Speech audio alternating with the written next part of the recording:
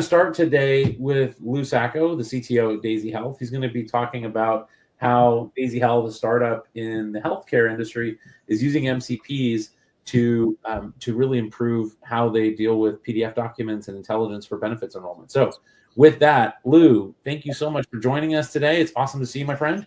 And I can't wait to hear all about what you guys are working on.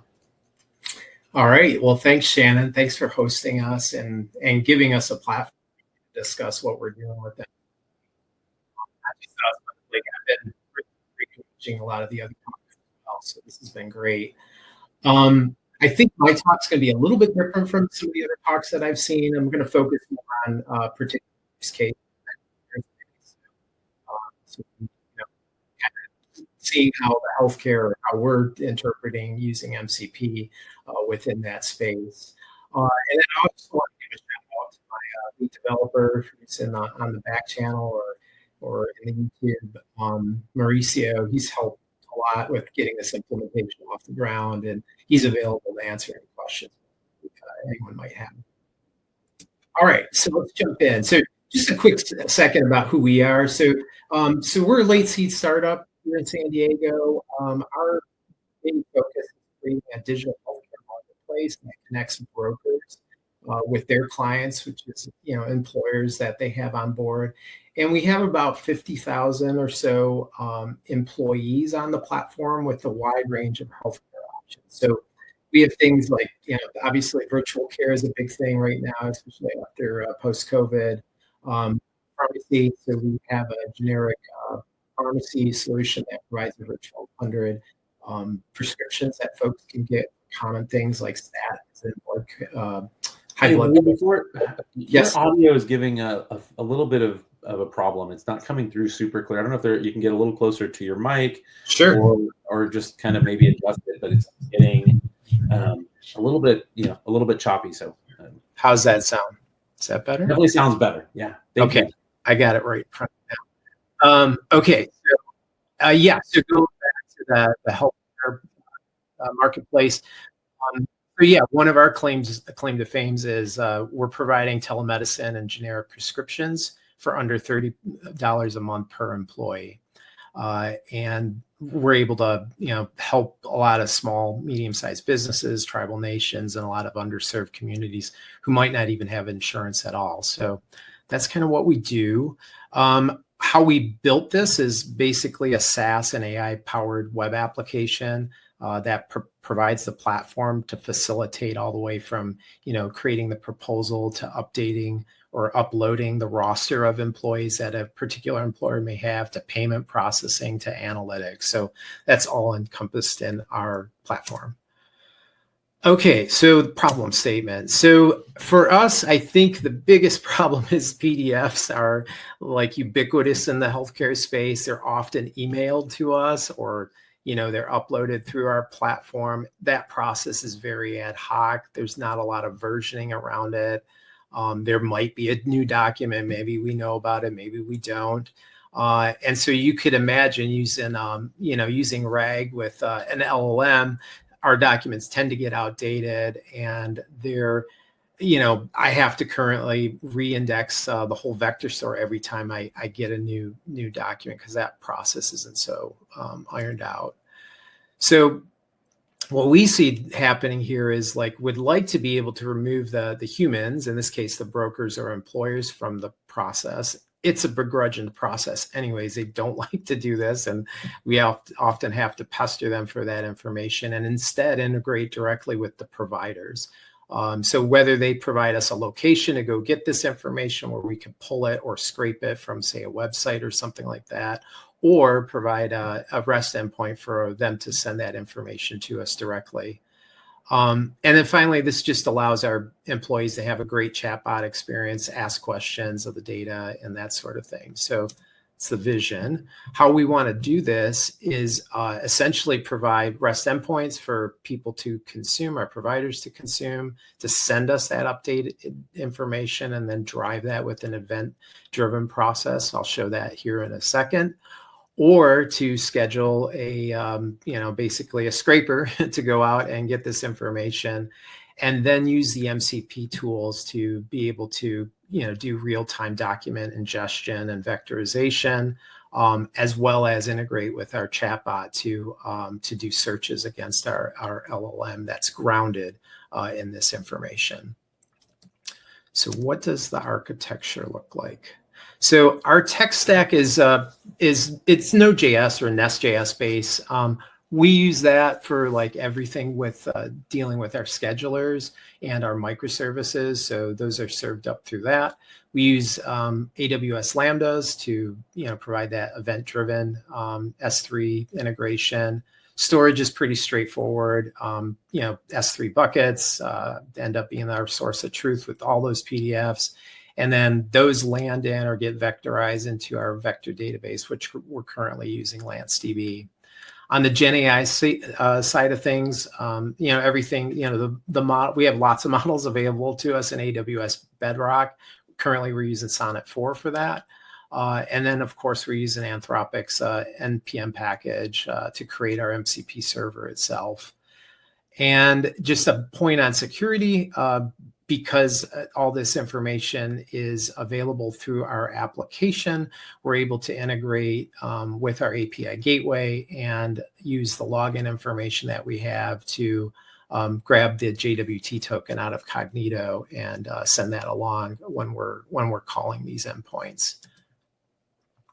Okay, so let's take a look at the embeddings aspect of it. So as I was describing, there's a document service that we have available publicly so people can upload files to us, and those get dropped into an S3 bucket. Our AWS Lambda is able to serve basically on event as documents are being dropped in, trigger an event. And then this is the magic that now calls our MCP server to vectorize the plan data as it comes in. So, we pass the key into the MCP server, the plan ID and the MIME type, and then the MCP server is responsible for parsing that file, vectorizing the data with AWS Titan, and then storing that vectorized data into our vector store. And then if everything is good, we get 200s across the board. As far as the chatbot interaction, we're using, and I'll demonstrate this here in a second, we're using our chatbot to allow our users to ask questions in natural language. We, again, integrate with the tool on the MCP server to search those documents. And more recently, and we got inspired by actually one of the talks, I think it was last week, that talked about elicitation. We're using elicitation to ask more details. In this case, we're just doing the plan status and the employer. But we see lots of potential in this area specifically to do other things in our application as well, to elicit data from the user and then send that information back to the MCP server so it can go do a more targeted retrieval from the vector store, and then provide us the exact context we need to deliver back to the chatbot and allow the chatbot to build out the prompt with that context to go get the response from our LLM here, and then give that enriched answer back to the user. So super, super cool stuff. I'm looking forward to showing that to you. So I am going to pop out of the presentation. You probably see, that is interesting. I'm going to go ahead and bring up this over here. Whoop. Okay. So first thing I want to do here is go ahead and start the MCP inspector. Whoops, that's not going to work. Uh-oh. PX.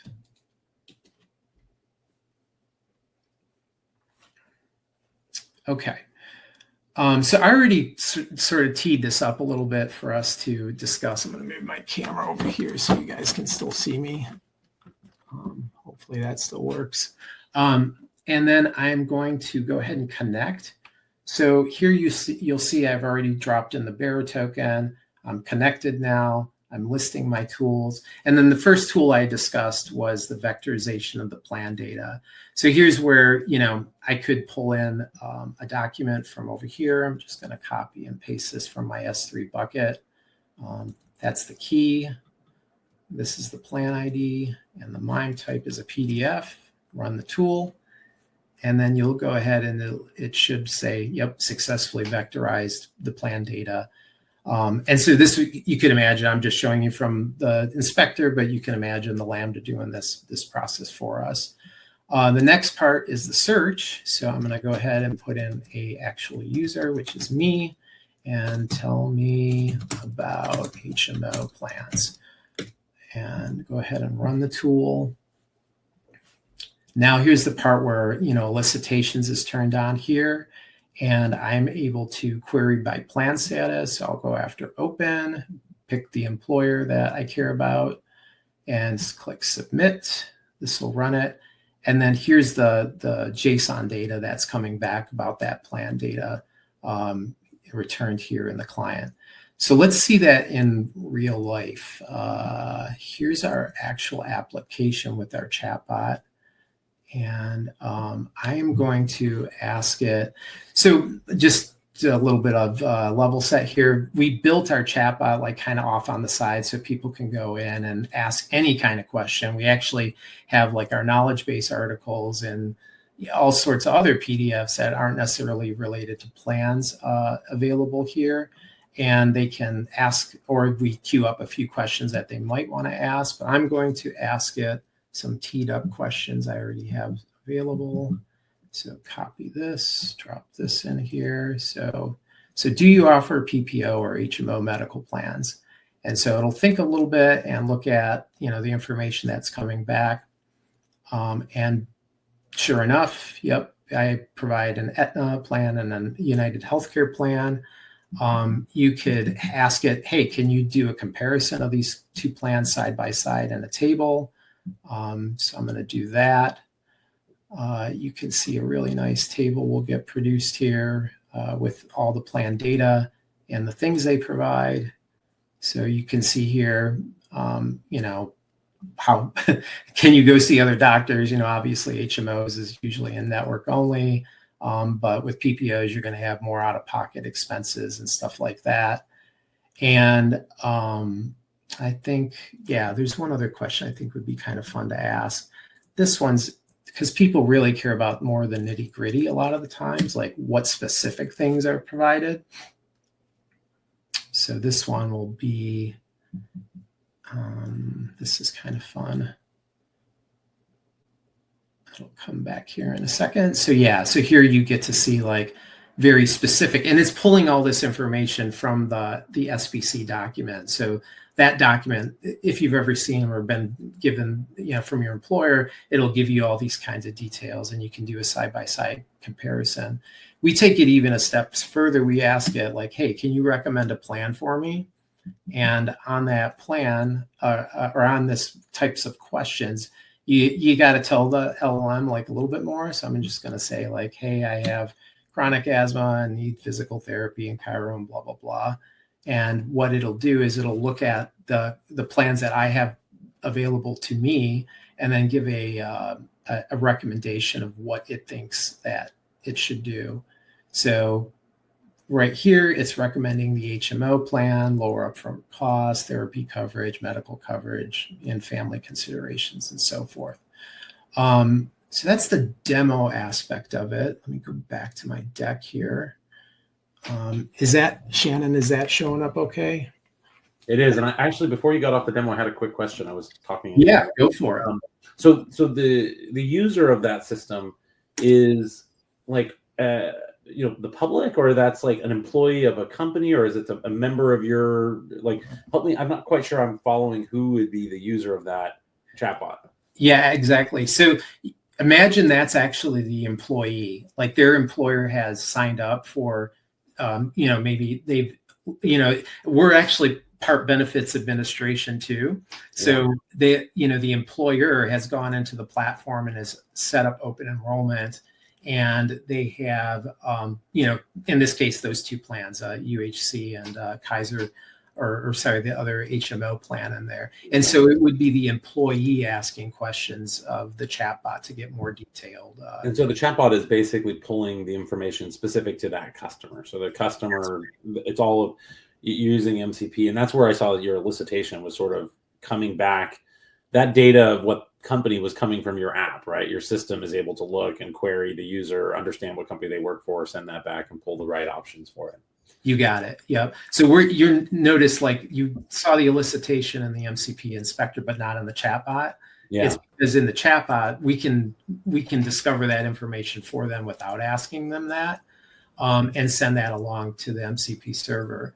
But interestingly enough, though, and that's one of the things I feel like we're gonna go towards next is use elicitation to do a little bit more and ask more, fine-grained questions about what the user might have. Very cool. All right, so some lessons learned. I think one of the things we really like about MCP is this modularity between like prompts and tools and resources. It gives us this, kind of decomposition so that we can enable more modular AI workflows.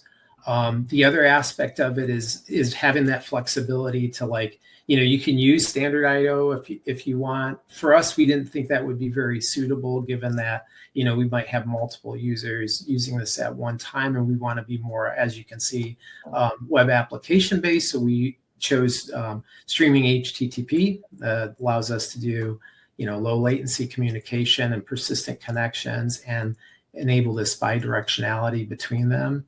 And the other thing we noticed too is like on the resources, like the JSON RPC is sort of back-ending this, right? But there's, lack of support for rich arguments calls. So if you want to do something a little bit more richer or do a post, we resorted to using tools for that. So that's why you saw there we were using tools in both cases, even though maybe by HTTP verbs is more of a get for getting the information.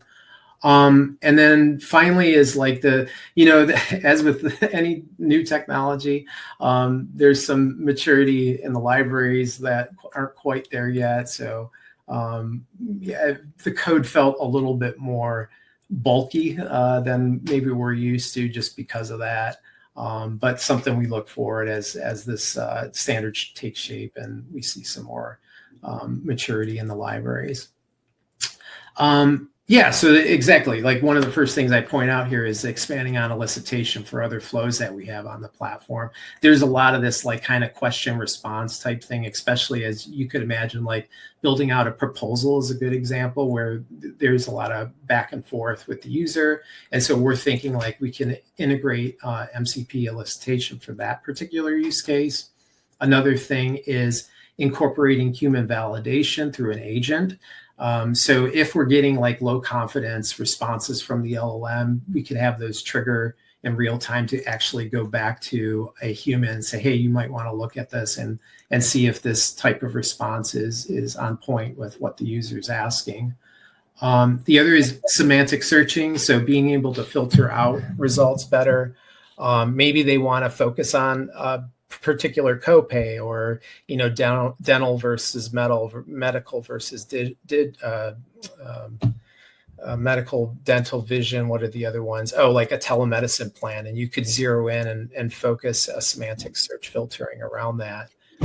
And then finally, it's just the MCP clients themselves. Like sure, we might maybe I don't know. I've been seeing more people like get even away from browsers and using ChatGPT itself as their kind of browser to ask questions and using tools to expand that. I mean, maybe we become a tool in that.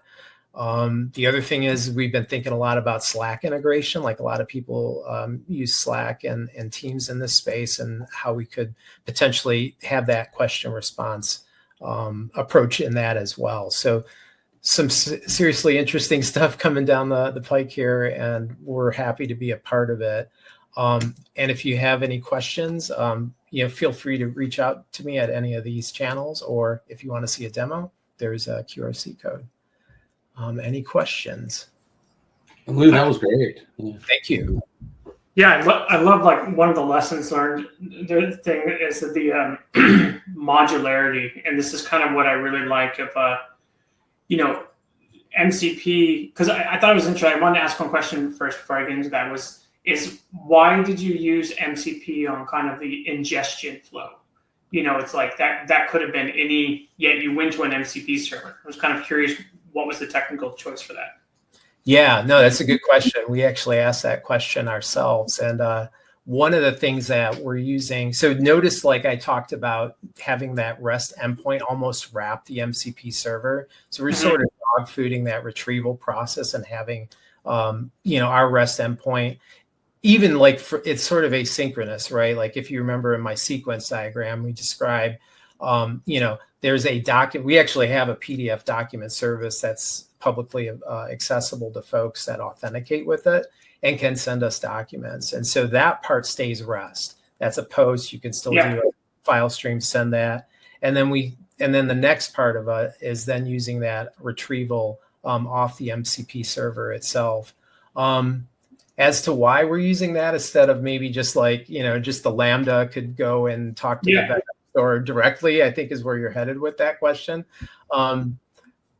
That's a fair question, and maybe not. Maybe we would, but for demo purposes of this demo, I was looking for a couple tools to show, and that's one of the aspects of it we wanted to show off.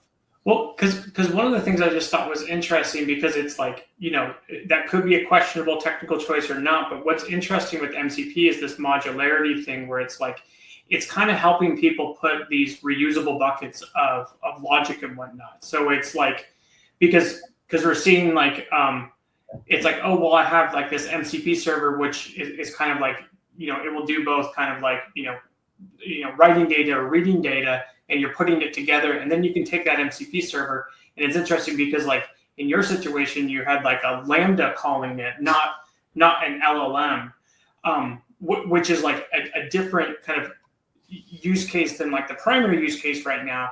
But we are seeing people doing kind of like workflow-based things that are like that, where it's like, oh, I'll create a workflow and I'm going to reuse this MCP server and grab data instead of like having the AI call it or whatever. So, because this is what I get kind of excited about of MCP is like, because I'm just like an architect at heart or whatever, where it's just like, it's giving us this building block, and these reusable building blocks just add value. It just, because like without these things, we've got a spaghetti mess of Python code. That's kind of like just what we, so it's like, so I don't know. So I saw that, I thought it was interesting, and it's like I can justify it for you of like why you would do that. So anyways, yeah. So I thought that was great. I really like just in general kind of your guys' mission and company, anything to make healthcare kind of more cheaper, more accessible is great. I love the idea. I absolutely love the idea of combining AI with healthcare. For so many reasons. Thank you. Awesome. Well, Lou, thank you so much for joining us today. It was awesome to see you, my friend. And thanks for sharing a real use case from a real startup that's doing better stuff powered by MCPs.